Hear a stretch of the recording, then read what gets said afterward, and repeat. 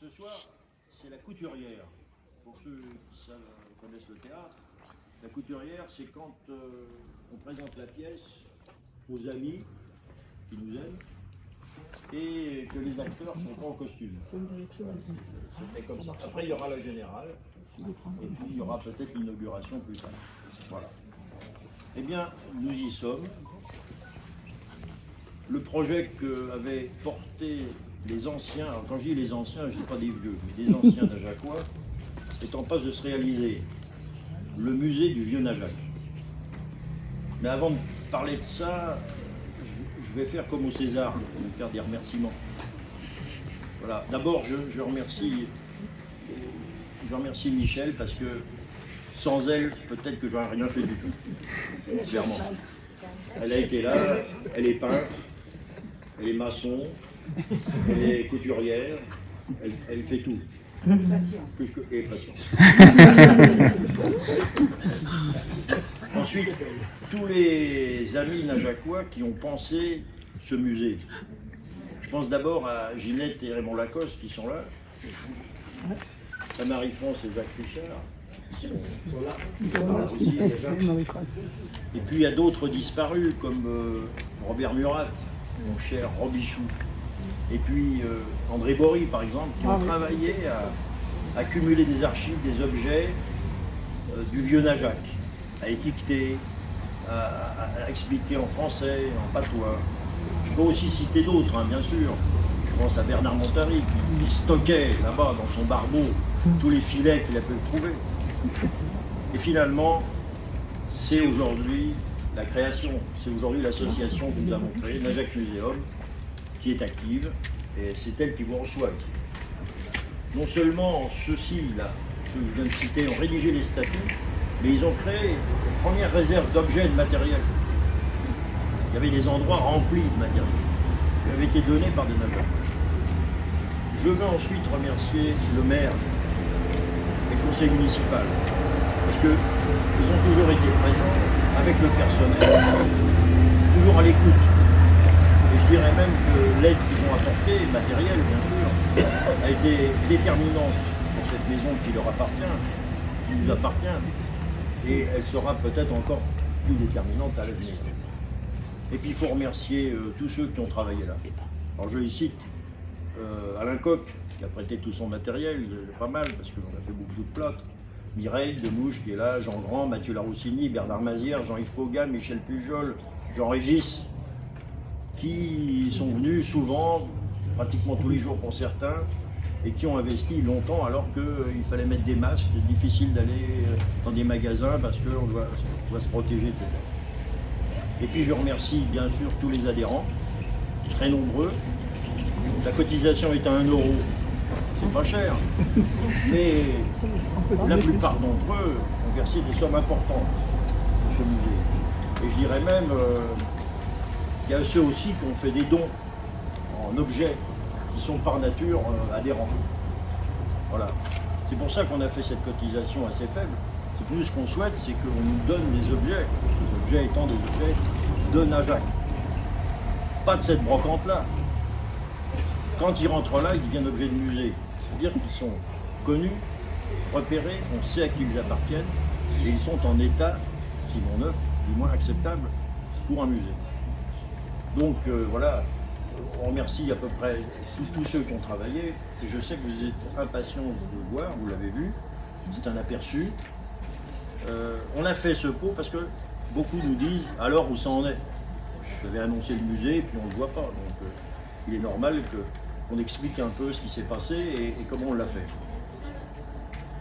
Alors d'abord je vais donner quelques précisions. Lorsque ceux que j'ai cités ont essayé de mettre en place le musée, ils ont buté sur le problème principal d'un musée, c'est le lieu. On leur a fait des propositions. Honnêtes peut-être, mais en tous les cas on leur a fait des propositions qui ne sont jamais avérées. Et donc c'était très lent. On a proposé, ils avaient du matériel stocké, pas de lieu.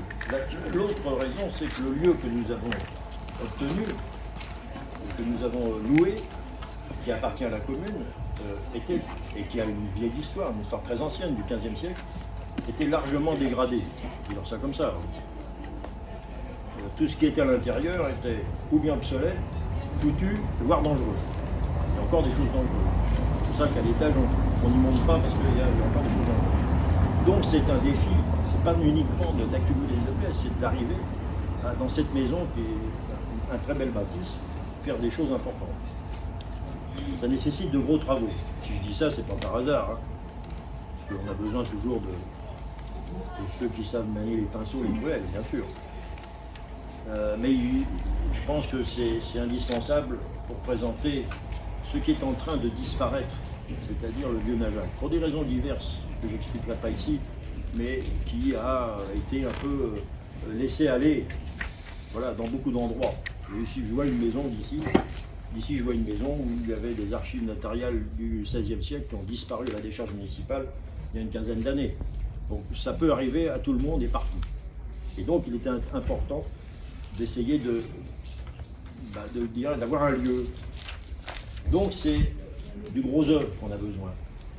On a même été jusqu'à créer intégralement les circuits électriques. Puisque le compteur qui était là, personne n'y aurait touché, il était totalement obsolète. D'ailleurs, le compteur était sur ce pilier, il est monté là-haut, parce que le conseiller EDF, je dis ça, c'est une anecdote, il a dit « Ah non, non, jamais là, le Linky ». Vous savez, le Linky. Donc voilà. Et bien sûr, tout ça a été fait avec majoritairement des bénévoles. Et maintenant, nous sommes prêts à ouvrir. Vous avez eu un aperçu. Notre projet, c'est se tient en 3 mots. Pas de folie financière, pas de projet démesuré, pas de projet plaqué. Et on invente un truc qu'à Najac, on pourrait le faire à Issoudun. Nous, on fait un Najac. Voilà. Et donc le musée, ça doit parler aux Najacois, à leurs enfants, à leur descendance et aux autres. Donc finalement, je résume, on compte sur vous pour venir bosser.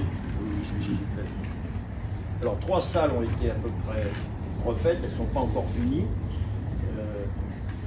Et il nous reste la partie la plus ancienne. La plus ancienne est du XVe siècle là-haut, avec des pièces qui sont d'origine.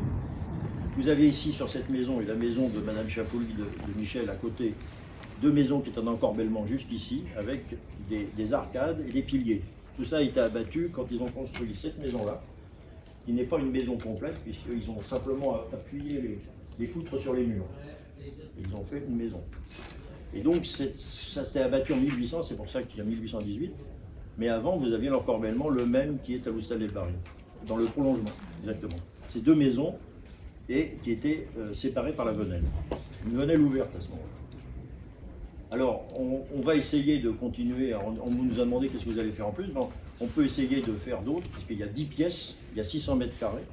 On peut très bien, on compte le faire une chambre 1900, faire peut-être représenter les objets de l'école ancienne, par exemple.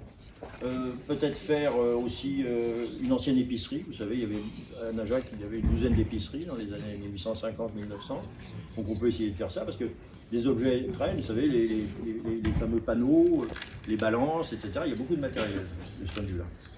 Et puis on a aussi quelque chose, c'est qu'ici, là, vous voyez le petit fenestron, il y a une cave. Dessous, c'est une cave énorme. Et c'est une ferme. Louboria. C'est-à-dire que là, il y avait des vaches, des moutons, un âne, des cochons, et des poulets, des lapins, des canards. Et tout ça vivait ici, là. C'est pas uniquement enfermé, ils sortaient. Une partie sortait derrière, parce que le propriétaire n'avait pas le droit de sortir devant. Voilà, par exemple.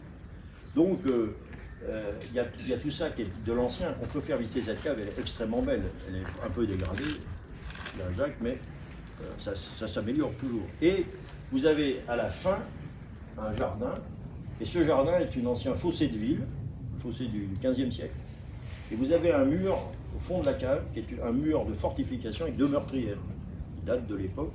Là, ça n'a pas changé, c'est vraiment comme ils étaient, comme vous les voyez au château. Plus petites, bien sûr. Voilà, vous voyez qu'il y a beaucoup de travail, pas mal de projets, toutes les aides sont les bienvenues. Qu'est-ce que je peux vous dire? Et si on allait boire un coup? Merci à tous. Merci.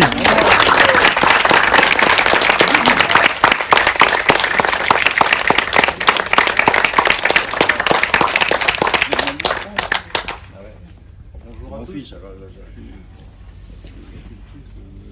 Non, attends, tu mets pas le micro. Et si ça marche? Il faut que c'est directionnel, il faut le mettre comme ça. En face. Comme un chanteur. Ah, voilà. Eh ben, ça va mieux, là. Moi, c'était juste pour... vous ne me connaissez pas tous, mais ça fait longtemps que je viens à Najac. C'était juste pour remercier Michel et mon père pour avoir fait ça. Et puis voilà, c'est tout.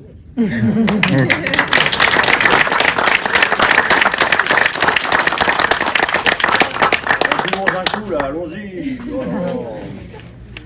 On va boire.